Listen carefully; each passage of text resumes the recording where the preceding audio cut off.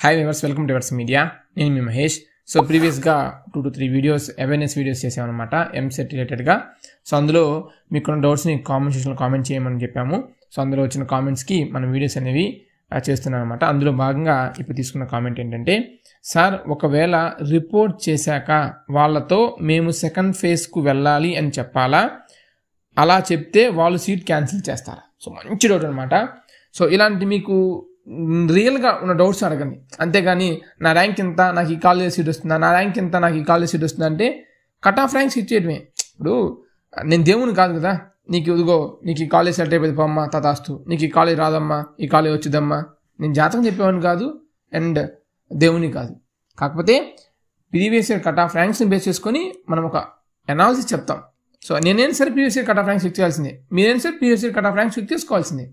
Cut off ranks check చేసి కూడా అదే కట్ ఆఫ్ ర్యాంక్స్ వీడియోకి వస్తుందా అంటే ఏం చేయలేం.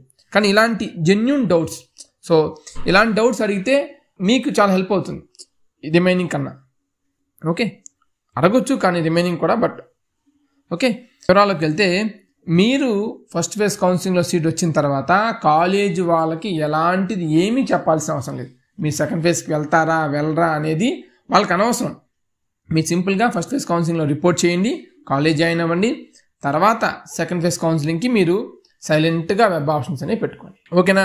మీరు ఏ కాలేజ్ ఏమి వెబ్ ఆప్షన్స్ పెడుతున్నారు ఏంటి అనేది ఎక్కడ డిస్కస్ చేయొద్దు.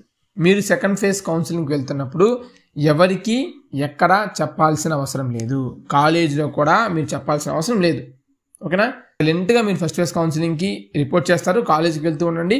వెళ్తూ సెకండ్ ఫేజ్ కౌన్సిలింగ్కి అటెంప్ట్ చేయండి. If in case second phase కౌన్సిలింగ్లో సీట్ వస్తే ఆటోమేటిక్గా మీరు అక్కడికి మూవ్ అయిపోతారు. మీ సర్టిఫికేట్స్ అండ్ ఎవ్రీథింగ్ మీరు అక్కడికి మూవ్ చేసుకోవచ్చు. ఎంసెట్ కోటాలోనే మీరు చేంజ్ అవుతున్నారు కాబట్టి మీకు అలా పాసిబుల్ అవుతుంది. అదే మీరు వేరే యూనివర్సిటీస్కి వేరే వాటికి వెళ్ళాలంటే మీ సర్టిఫికేట్స్ ఎవరు అండ్ అదేవిధంగా చిన్న చిన్న ఆబ్లిగేషన్స్ అనేవి వస్తుంటాయి.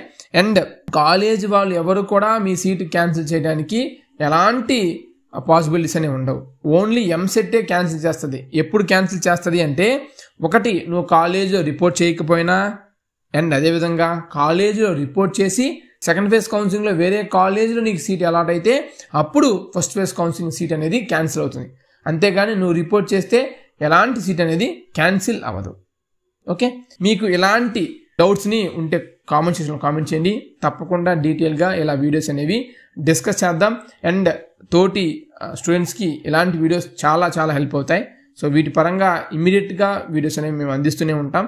Thanks for watching. Latest updates కొరకు మన ఎవర్స్ మీడియా యూట్యూబ్ ఛానల్ని సబ్స్క్రైబ్ చేసుకోండి.